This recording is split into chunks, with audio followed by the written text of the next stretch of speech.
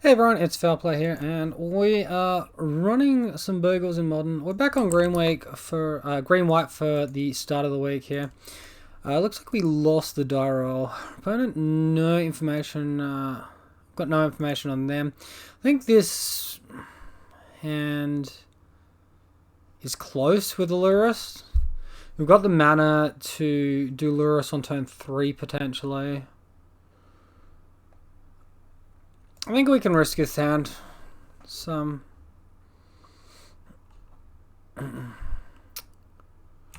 See what they do. Arbor Elf, so this is very likely Ponza that we're up against here. It's a pretty good one.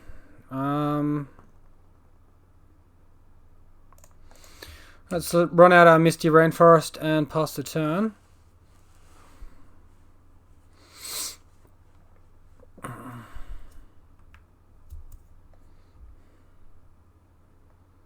So this is a Ren in 6. Alright, that's fine.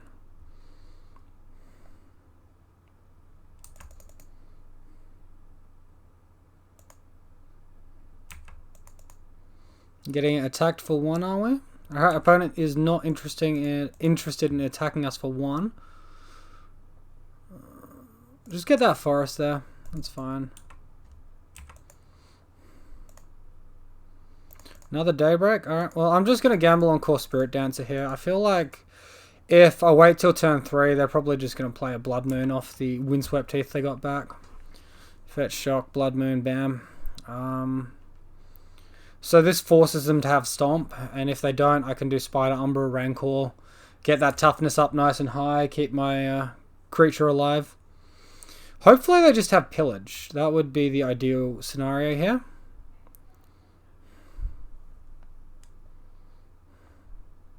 Lightning Bolt, that's pretty lame. Well, we can go Dried Arbor mode here now. We just need to dodge the moon effect.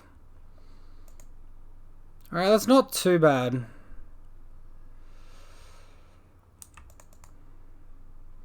I'd want to see a white aura. There's not a white aura.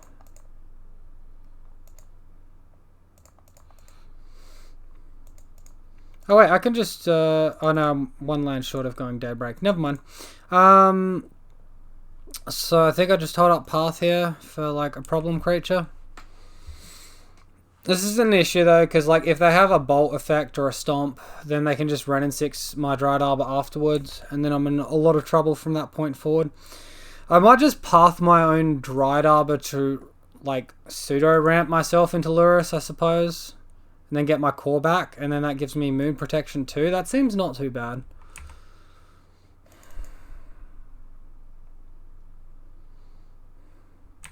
Yeah, I'll just take 3. I don't care about the 3 damage here, that's fine.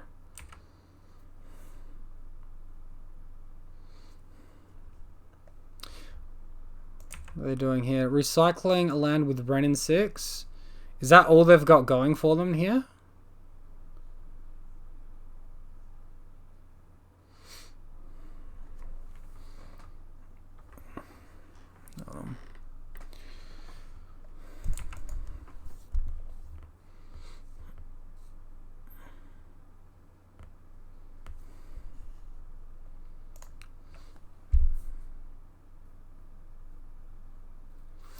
So, Elder Gargaroth, 5 mana, Vigilance, Reach, Trample. When it attacks or blocks, choose 1. Create a 3/3 beast, gain 3 life, draw a card. Well, that's definitely a path target. Bloodbraid is not. Running 6 is close to doing an emblem as well. Clothis? Oh, God. Well, Clothis is more troublesome than that creature.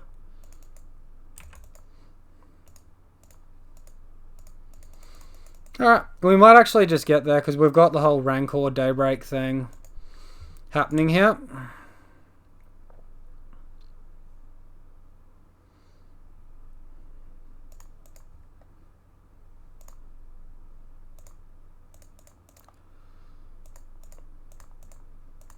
And If we attack them for 7 and they choose not to block, they'll go to 8, and then we can potentially kill them next turn. Ronin 6 can't emblem this turn, and even if it does, they only get a lightning bolt back, which doesn't really seem that troublesome to me.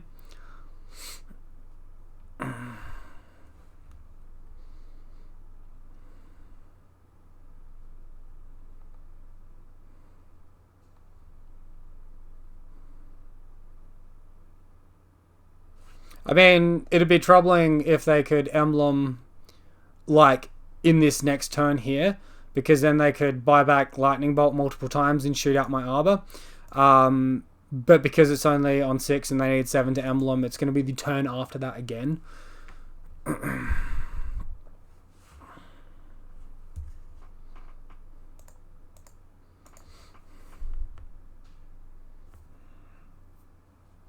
Alright, let's see what mode he chooses. Chooses the draw ability, so, you know, it replaces itself and they take 1 damage, we gain 7 life. I mean, that's pretty alright. If we just let them have the god, they could just chump block damage all day, right? On Clothis. Alright, got to do this the dirty mode now. Although we do have the better creature.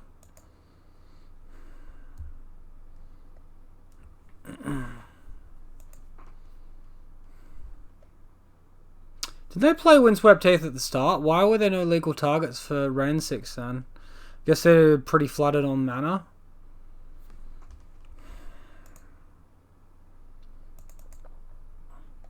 Alright, well, now it's probably a case that we have to attack Ronin 6 for a turn before attacking our opponent, and either we just eat this for free or they lose their whole board, and we still trample damage. We still trample 1, so either way this is like a completely fine attack. We also have information now that our opponent is on Blood Moon, not Magus of the Moon, so that's pretty important in our sideboard decision making. Alright, well that's an annoying one, but we can turn it off being a creature.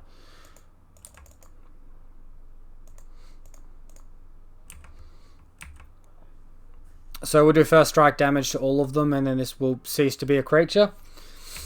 And fortunately, he doesn't have quite enough damage to get us, although like an instant speed lightning bolt or something would obviously go a long way for our opponent there. And I guess their Clothis has a lot of targets to eat now.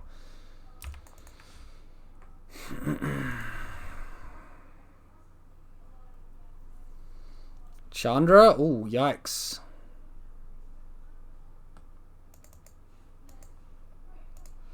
Alright, well that's going to hit the Dryad Arbor, and we're going to have a Spider Umbra save it. But now we're small enough we die to this Clothis here. Alright, so if we draw white mana, we can continue our plan. Oh no, what's this deal? 4 damage. Let's hope our opponent doesn't know.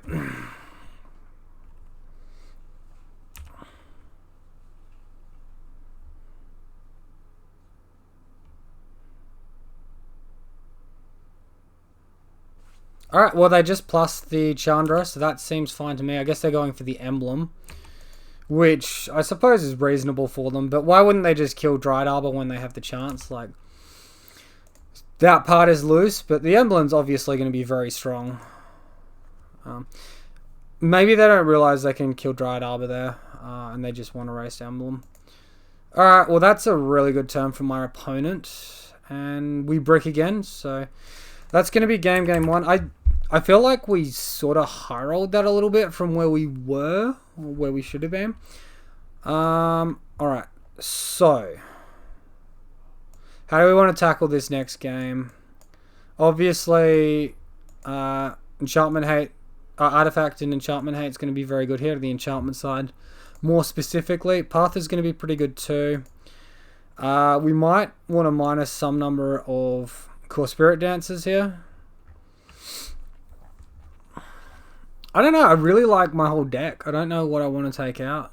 Do I just, because I'm on the play, maybe Path's just not good enough. 2's fine, but like 4's too many. 3 or 4's too many. And then I can just minus the all that glitters. So, yeah, that seems pretty reasonable to me. Maybe I'll minus the Sentinel's eyes for the all that glitters. So. We'll go with that. On the play, Core Spirit Dancer feels a lot better than on the draw.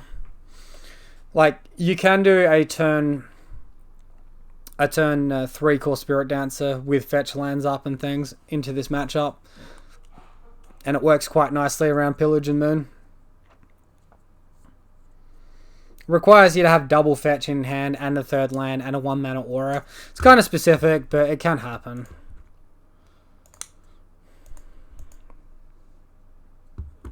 Oh, wow. This hand's like pretty darn good. Although it only has 1 Umbra effect.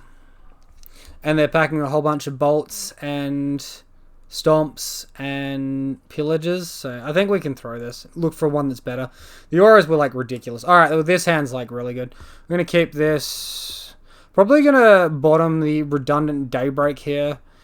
I might need the Scout in hand to help deal with a Blood Moon. And like obviously we don't have any way to have like basic lands in hand. So I think this is the best we're going to get really. Oh man, if our opponent Arbor Elves here, we can blow them out with Rancor Second Scout. That'd be pretty sweet. Alright, let's go for that.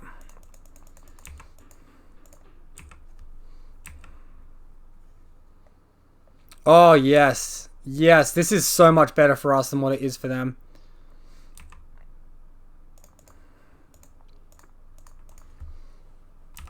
Alright, let's go. Not too shabby.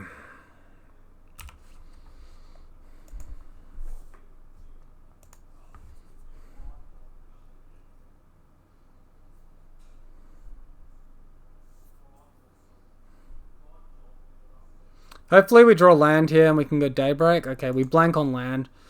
It's a bit upsetting. Now we're in like a tricky spot because we have these Core Spirit Dancers. And also they can potentially have Blood Moon. So I guess we just attack off of the trade play Core Spirit Dancer. I can't, or we just don't attack at all. I kind of don't want him to have this Arbor Elf. And I can't do the same move as last turn, like last game, and still play a creature. Alright, so he doesn't block at all. We need him to not have Blood Moon, but have Pillage instead.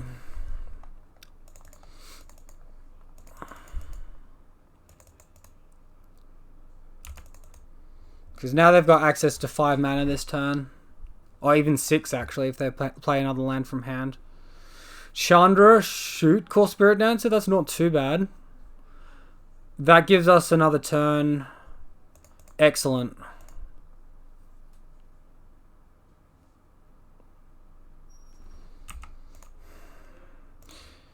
I think I'm going to be greedy here. And slow roll this Daybreak. I think if our opponent had a Blood Moon, they would have done it last turn. Not quite ballsy enough to put the Rancor on my Core Spirit Dancer there, because if they Lightning Bolt in response, I throw away my only aura that enables Daybreak, and that just seems like being uber ultra mega greedy and just not worth it. That thing? Yeah, that thing's fine. Awesome. Awesome. I'll take that.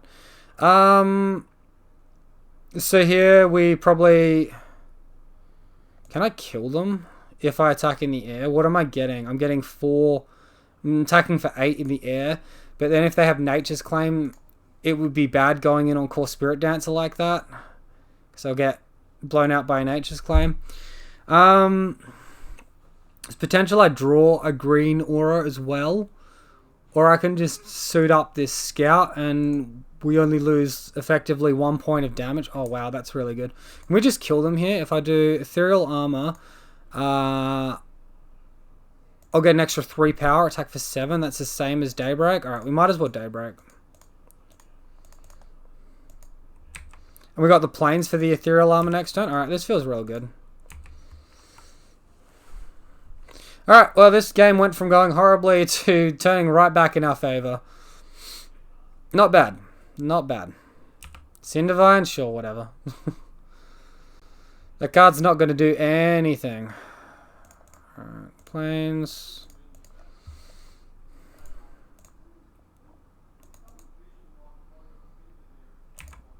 I mean, that's not bad either. Sometimes you combo off real good. So they have to deal with Ethereal Armor, 2 Ethereal Armor, 2 evasiveness effects via Rancor and Grispoon, and double Daybreak. Like, that was pretty nutty. I'll take it.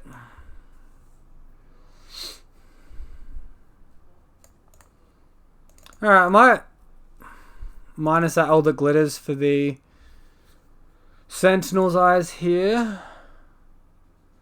Now that I'm on the draw. And maybe Core Spirit Dance is a bit weaker, so I can take one more Core Spirit Dance route. Probably bring in the extra path for it.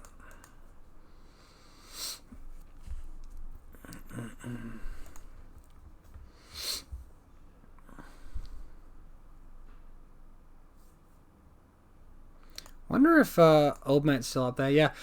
Mad respect to this name, Punt Then Whine, as in like punt the play and then complain about like how annoying your opponent's deck is. Isn't that like the most true thing you've ever heard with Magic? This player is currently top of the leaderboard currently for this period.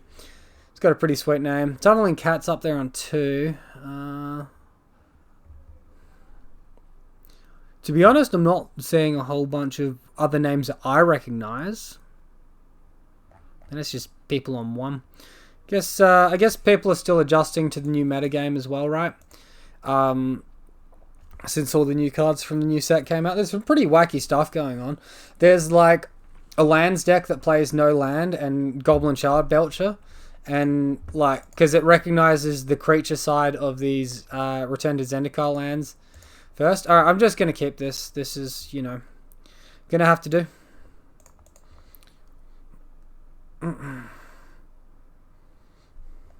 We have to get our scout out, and then after that we can prioritize going for lands that don't hurt us. So, unfortunately, hopefully we draw Force of Vigor and we can just blow this up upkeep.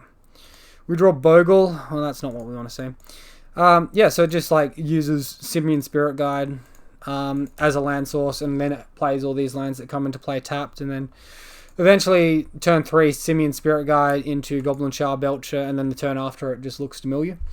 I think Goblin Shard Belcher, the artifact thing, right? Oh, sweet. That's fine. I'm fine with that. Oh, hello, Temple Garden.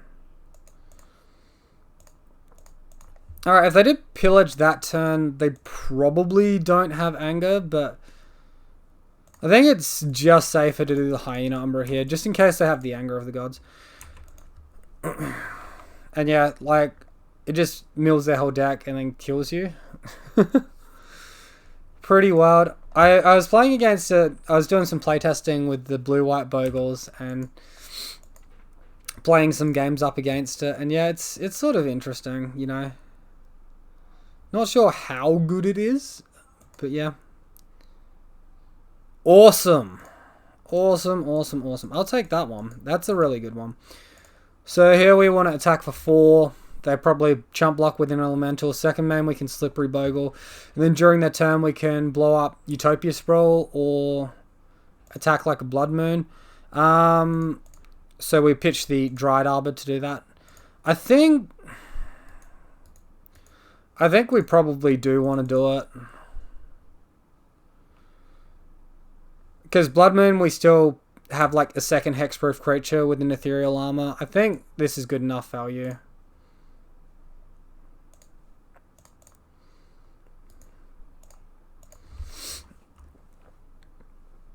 Blood Moon just doesn't do enough against us here that we're concerned. And I think probably them having like 5 mana would be scarier at this stage than what seems to be going on at the moment. Cindervines is irritating.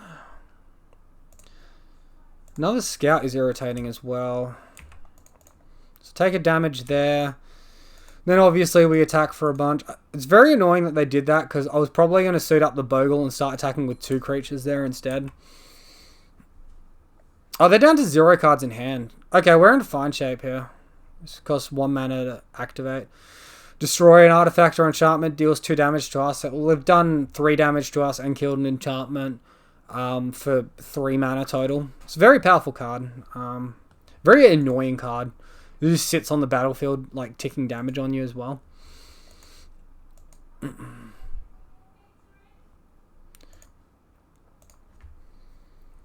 Alright, so they're just eating an ethereal armor. Are they just taking the damage, or are they chump blocking? Alright, so they're just taking the damage. I think I'll just gamble on the scout. Going down, empty my hand before I get, like, blood mooned out. Alright, there's the blood moon. So we got 1 extra creature on the board than what we would have had. That's a pretty good one. I feel like I attack my opponent for 4 here. He chump blocks. We can then play Core Spirit Dancer second main. And they have to draw like the Lightning Bolt or the Stomp for it to kill it specifically. Or Blood Braid into it, I suppose. Alright, well this one's annoying. Hopefully we draw a white aura. We do draw a white aura. That is literally perfect. Awesome. Awesome, awesome, awesome. Oh, another ethereal armor? Holy cow. Well, I'm going to attack him for 6 here, and he's going to make, you know, a block. It's got reach as well, and it's very annoying. So next ethereal armor is just going at Core Spirit Dancer, and then obviously I can attack with a creature and block with a creature after that. So, drawing a card. Well, it's got trample. There's literally no point trying to chump block it or get tricky or anything. Alright, that complicates matters.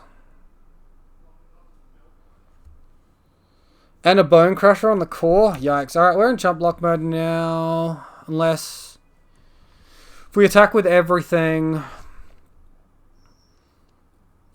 he can block my 2 1-mana creatures, take 6, and kill me on crackback.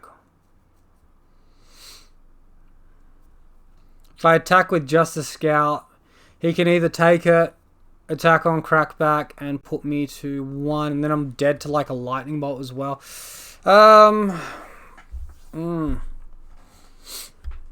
This is awkward. I needed that plains. Pillage plus Blood Moon was like literally the nuts then. And I guess Stomp as well. Oh, Blood Moon was in previous turn, wasn't it? It was Pillage plus Stomp.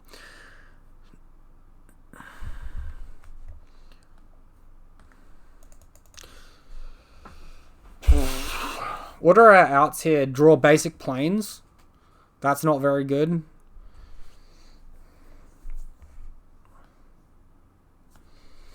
If they didn't have this Bone Crusher Giant on exile, I think I'd be tempted to attack with the 6/6 Scout. But because they do have it, I think I just need to slow the game down. I'm just thinking.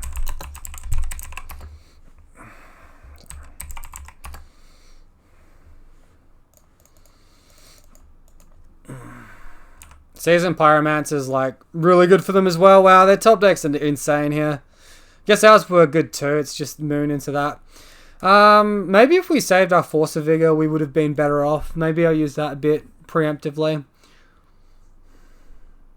Now Magus of the Moon as well. Yikes. Alright, well, if we top deck Plains, we win. Might as well just stall the game up until that point. Come on, draw a land for once in your life, opponent.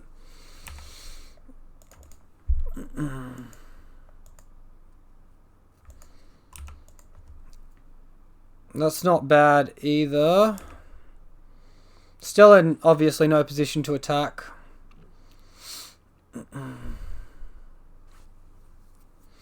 We can't even like draw red mana to like put Lurrus into hand or something on a spare turn.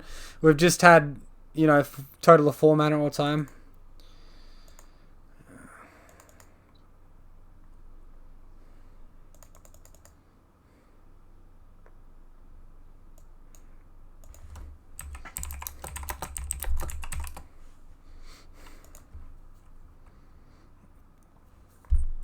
So I guess they're doing a bit of thinking as to whether or not they can attack or not. I think if they attack, we assume their effect is Cinder Vines at this point, and that they're not gonna, you know, instant speed Cinder Vines, and we just get this chump block on the Elder.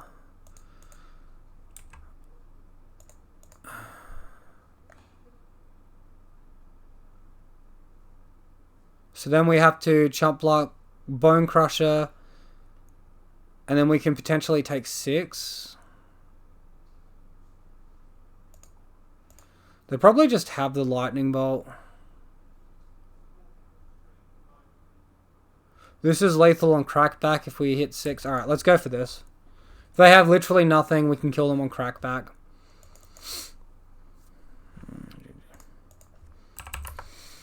The only thing that would have been playing around is Stomp.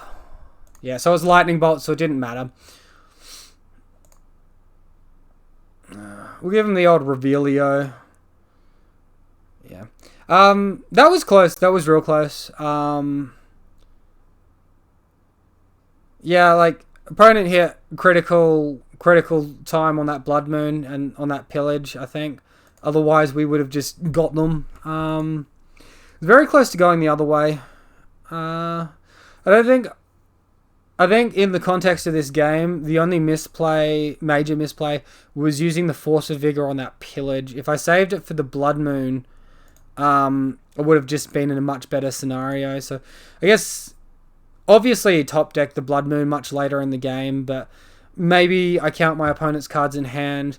I make a decision on the worst possible turn they could have, excluding Moon. And then after that, yeah, I think that's all I do. I think, yeah, just a little bit hasty on the Force of Vigor. Other than that, really tight game and really close competitive game. So definitely winnable match there if I played it slightly better. I'd like to thank all of you for watching. I hope you enjoyed the video. If you did, be sure to leave a like or comment down below. If you're new, be sure to subscribe for daily content. I'm doing 3 leagues a week. 2 with green white and 1 with blue white or Bant. So if you want to stay up to date with all of that content, be sure to subscribe. Thanks guys, I'll see you next time.